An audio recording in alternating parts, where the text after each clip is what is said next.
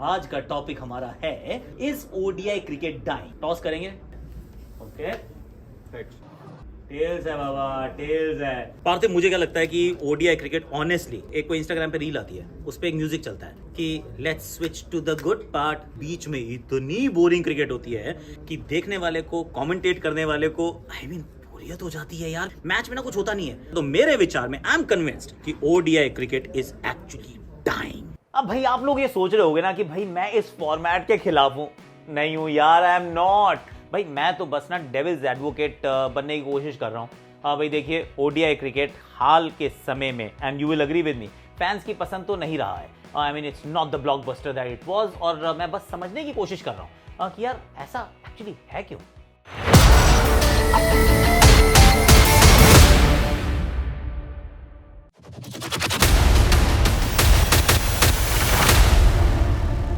देखिए, एक सबसे साफ संकेत तो यह है कि 50 ओवर की क्रिकेट की रेलेवेंस कम हो रही है, मुझे लगता हो रही है। और वो इस बात से थोड़ी ज़्यादा समझ में आ जाती है कि भाई फैंस के इंटरेस्ट को बनाए रखने के लिए और फॉर्मेट को कंपेटिटिव बैलेंस बनाने के लिए ना कितनी बार बदलना पड़ा है। Just think about it. Test cricket की स्थिरता और T20 क्रिकेट की जो नेचुरल एक्साइटमेंट है, उसके विपरीत ओडीआई क्रिकेट जो है, हमारा जो फॉर्मेट है ना, उसको फ्रेश रखने के लिए एडमिनिस्ट्रेटर्स द्वारा बार बार लगातार वो रूल्स चेंज करने पड़े हैं। वो हम देख रहे हैं लगातार। फील्डिंग रिस्ट्रिक्शंस 1980 में, अगर हम फील्डिंग रिस्ट्रिक्शंस की बात करें तो फिर वो डिफेंसिव टैक्टिक्स को रोकने के लिए उसको इंट्रोड्यूस किया गया था कि भाई डिफेंसिव नहीं होना है, तो थोड़ा अग्रेसिव रहिए। बाद में 2005 में पावर प्लेस भी आ गए, जिससे डायनामिक फेजेस थोड़ा सा बढ़े जरूर, जहां फील्डिंग को रिस्ट्रिक्ट किया गया कि आप कितने खिलाड़ियों को अंदर रख सकते हैं, बाहर रख सकते हैं, और अग्रेसिव बैटिंग को थोड़ा सा और बढ़ावा मिला।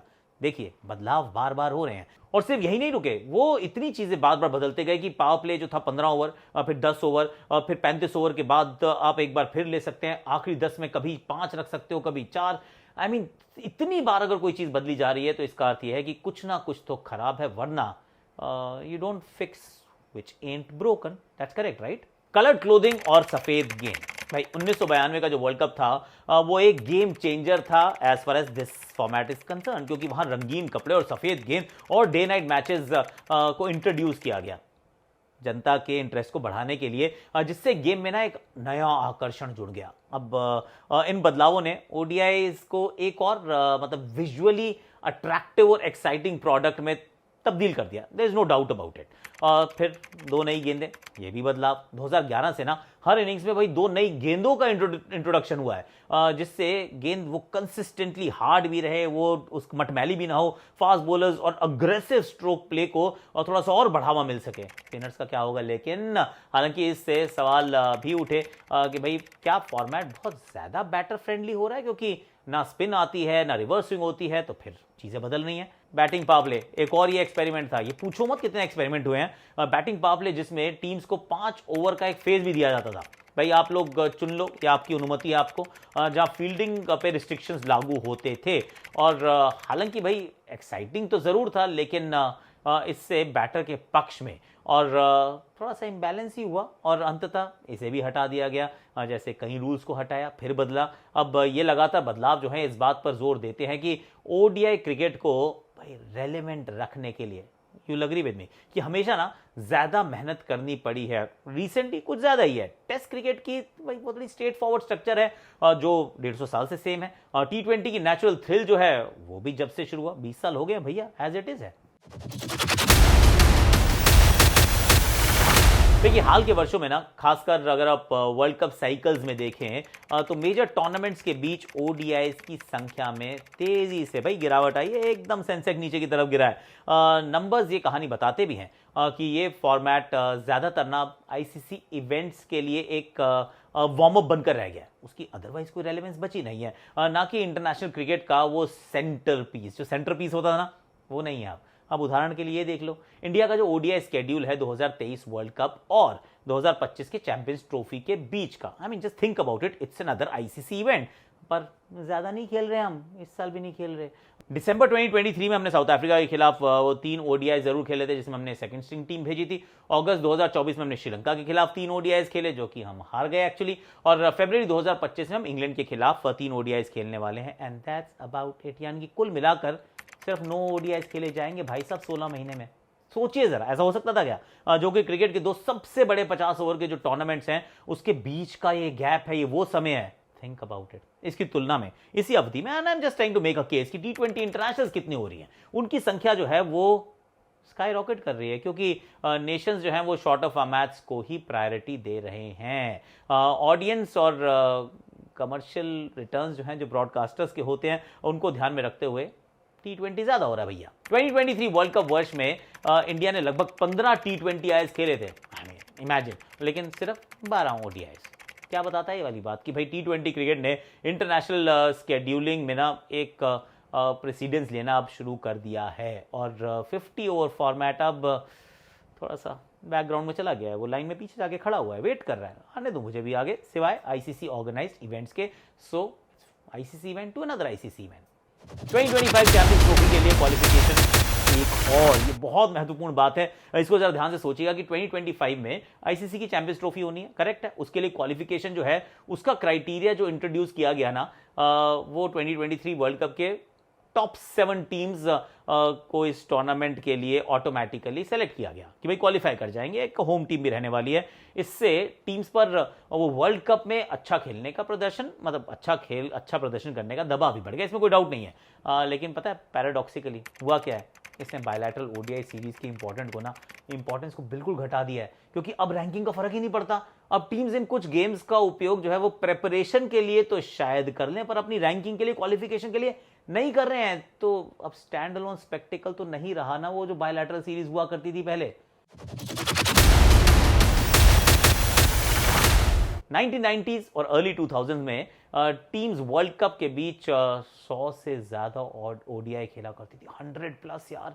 आज ये संख्या ना काफी कम हो गई है, अब तो गिने चुने हम देख रहे हैं कितने हो रहे हैं। जैसे कि पहले ही बताया था भैया, इंडिया सिर्फ 9 ODIs खेलेगा 2023 वर्ल्ड कप और 2025 की चैंपियंस ट्रॉफी के बीच में, जो कि उन वर्षों से बहुत कम है जब ODI सीरीज हर बायलैटरल सीरीज का ना, हर टूर का वो सबसे प्रमुख हिस्सा होती थी। याद है ना वो समय? 2027 में साउथ अफ्रीका, जिम्बाब्वे और नमीबिया में आयोजित होने वाला है 2027 का। 2031 में इंडिया और बांग्लादेश में ये स्केड्यूल्ड है।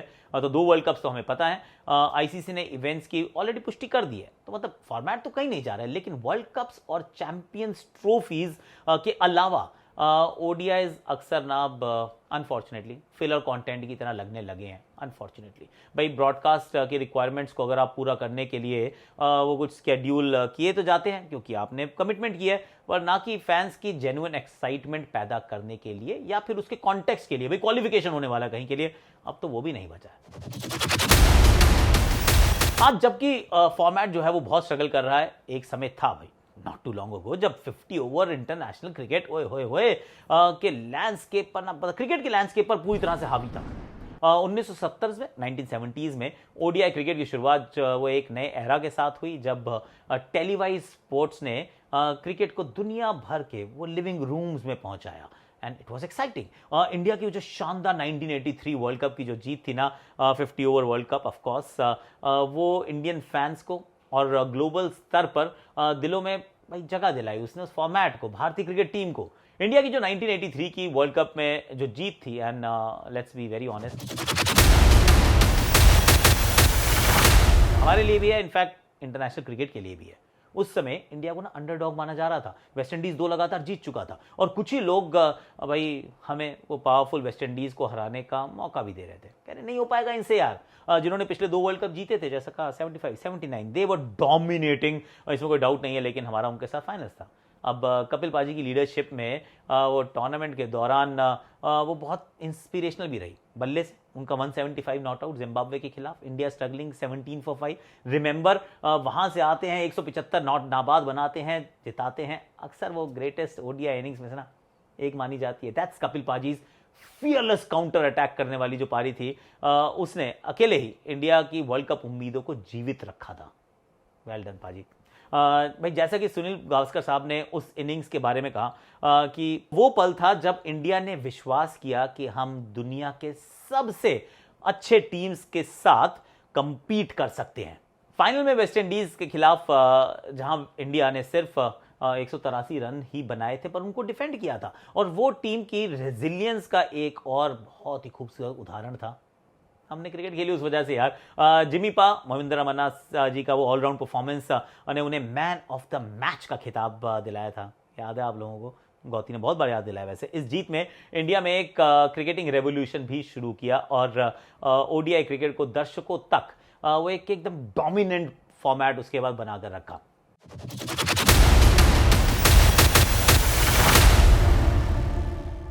दो 2011 में इंडिया फिर से विश्व क्रिकेट के केंद्र में था। हम होस्ट कर रहे थे भाई, इंडिया, श्रीलंका और बांग्लादेश द्वारा आयोजित, भाई साथ में कर रहे थे 2011 का वर्ल्ड कप।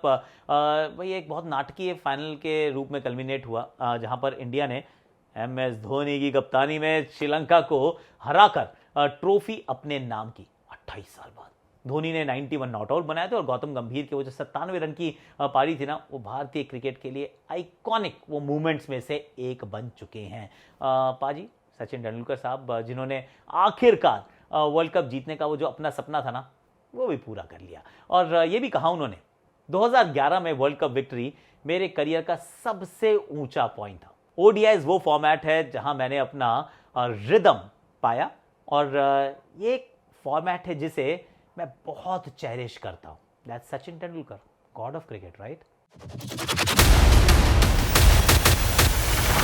T20 क्रिकेट के उदय के साथ खेल का लैंडस्केप जो था वो तो बदल ही गया था, नाटकीय रूप से एकदम बदलने लगा कि भाई क्या ही चल रहा है। 2007 में जब आईसीसी T20 वर्ल्ड कप हुआ साउथ अफ्रीका में, जब इसकी शुरुआत हुई, और 2008 में जब आईपीएल ने लॉन्च किया, तो फिर T20 सबसे ज्यादा कमर्शियली वायबल और फैन फ्रेंडली फॉर्मेट के रूप में उभर कर आया और इसका ना ओडीआई कैलेंडर पर सीधा असर पड़ा। इंडिया जो एक समय में साल में 25 या 25 से भी ज्यादा ओडीआईज खेलता था, आई रिमेंबर एक बार 37 भी खेले थे, ने T20 लीग जैसे आईपीएल और बायलैटरल T20 सीरीज के चलते अपने 50 ओवर शेड्यूलिंग में सिग्निफिकेंट रिडक्शन किया है। भाई किया है, सबने देखा है। प्लेयर्स ने भी शॉर्टर फॉर्मेट्स पर फोकस करना ज्यादा शुरू कर दिया है। ओडीआई में तो उपलब्ध भी नहीं होते हैं, जो ज्यादा फ्रीक्वेंट मैचेस हायर विजिबिलिटी और फाइनेंशियल रिवॉर्ड्स भी ज्यादा प्रॉमिस करते थे भाई, सच बात है। MS धोनी ने कहा था, T20s नए ऑडियंस लेकर आते हैं, हम इसे इग्नोर नहीं कर सकते हैं, लेकिन मुझे लगता है कि हमारे पास अभी भी ओडीआई क्रिकेट के लिए जगह है, खासकर वर्ल्ड कप जैसे टूर्नामेंट्स के साथ। हालांकि नई पीढ़ी के जो प्लेयर्स हैं भाई, जैसे कि हार्दिक पांड्या हो गए जनाब, ने आईपीएल की ग्लिट्स और ग्लैमर के कारण T20 क्रिकेट की तरफ अपनी प्रेफरेंस को थोड़ा ज्यादा एक्सप्रेस भी किया, भाई बताना शुरू किया कि this is what I prefer a little more and that's all right. अब इंडिया में अगर हम देखें तो विजय हजारे ट्रॉफी पारंपरिक रूप से एमर्जिंग 50 ओवर टैलेंट के लिए द प्रूविंग ग्राउंड रही है। भाई मैं भी खेला हूँ, बहुत खेला हूँ। शिखर धवन और पृथ्वी शॉ जैसे जो हमारे प्लेयर्स हैं, वो उन्होंने इसी फॉर्मेट या इसी टूर्नामेंट में वो अपनी छाप छोड़ी है। You can as well if you are an opener. अक्सर अपने परफॉर्मेंसेज के माध्यम से आप नेशनल टीम के वो दरवाजे को खटखटाना शुरू करते हैं, अपना दावा पेश करते हैं। 50 overs that allows you to do. ODIs के T20 से ग्राउंड खोने के साथ, आई मीन खासकर वर्ल्ड कप्स के बाहर, खासतौर से वर्ल्ड कप के बाहर 50 ओवर क्रिकेट का फ्यूचर अब तो थोड़ा सा अनसर्टन दिखता है, आई विल बी ऑनेस्ट। जबकि फॉर्मेट पूरी तरह से गायब होने की संभावना अभी तो नहीं है भाई, 2 वर्ल्ड कप तो ऑलरेडी अनाउंस हो चुके हैं। इंटरनेशनल कैलेंडर में इसकी जगह जो है वो श्रिंक होती जा रही है, क्योंकि टीम्स और ब्रॉडकास्टर्स उन शॉर्टर फॉर्मेट्स को थोड़ा सा ज्यादा प्रायोरिटाइज कर रहे हैं। भाई जो क्विकर रिटर्न्स, फटाफट खटाखट और हायर एंगेजमेंट जो देते हैं, सो ऑब्वियस है कि people are starting moving towards that potential solution. ODI bilateral series को थोड़ा सा रिड्यूस करना भाई कर दीजिए और हाई स्टेक्स आईसीसी इवेंट पर फोकस थोड़ा सा आप ज्यादा कर सकते हैं, ताकि फॉर्मेट को थोड़ा सा और रेलिवेंट आप बनाकर रख सकते हैं। 40 ओवर के मैचेस या फिर कुछ नए इनोवेटिव रूल्स के साथ आप एक्सपेरिमेंट करना फॉर्मेट में हो सकता है कि एक फ्रेश लीज ऑफ लाइफ आए, थोड़ा सा डायनामिक इसको बनाए। हालांकि टू बी ऑनेस्ट ऐसे चेंजेस जो हैं प्योरिस्ट के बीच थोड़ा सा हमेशा कंट्रोवर्शियल ही रहते हैं। प्योरिस्ट एक्सपर्ट है बाय द वे। भाई जैसे जैसे खेल इवॉल्व हो रहा है ना, ओडीआई क्रिकेट की कहानी खत्म तो नहीं हुई है, लेकिन आगे का रास्ता ट्रेडिशन और मॉडर्न क्रिकेट ऑडियंस की जो डिमांड्स के बीच अभी भी थोड़ा सा केयरफुल बैलेंसिंग की मांग तो कर रहा है भैया, इसमें तो कोई डाउट नहीं है। क्योंकि एक बात just my last final point is this कि ओडीआई आया था क्योंकि टेस्ट क्रिकेट से आप थोड़ा आगे निकलना चाहते थे, खेल को थोड़ा फास्ट करना चाहते थे, तो आ गया ओडीआई। अब ओडीआई क्रिकेट थोड़ा धीमा लगा तो आपने टी20 को इंट्रोड्यूस किया, तो फिर टेस्ट का छोटा वर्जन बना 50 ओवर क्रिकेट, और 50 ओवर का छोटा वर्जन बन गया 20 ओवर क्रिकेट। तो फिर हुआ क्या, टेस्ट के तो फॉलोअर्स हैं, टी20 के फॉलोअर्स हैं, सबसे धीमे और सबसे तेज फॉर्मेट तो मिल गया, लेकिन जो बीच का फॉर्मेट है उसमें अभी लोगों को उतना मजा तो नहीं आ रहा है। Is what this is what the world is saying. Otherwise ऐसा तो नहीं हो सकता था ना कि 16 महीने हो T23 वर्ल्ड कप और 25 चैंपियंस ट्रॉफी में, और इंडिया सिर्फ 9 ही ओडीआईज खेले। Was that possible? लाइक करो, शेयर करो, सब्सक्राइब करो, कमेंट करो, नोटिफिकेशन घंटे बजा दो, और बताइएगा जरा कैसा लगा आपको ये वाला हमारा एपिसोड। और पिछले भी हमने कई एपिसोड बहुत अच्छे किए हैं, so do check that out. WTC में कौन पहुंचने वाला है, कहाँ पहुंचेंगे, फिक्सिंग के बारे में हमने बात किया। I mean we have been talking about a lot of things. तो लाइक कर लो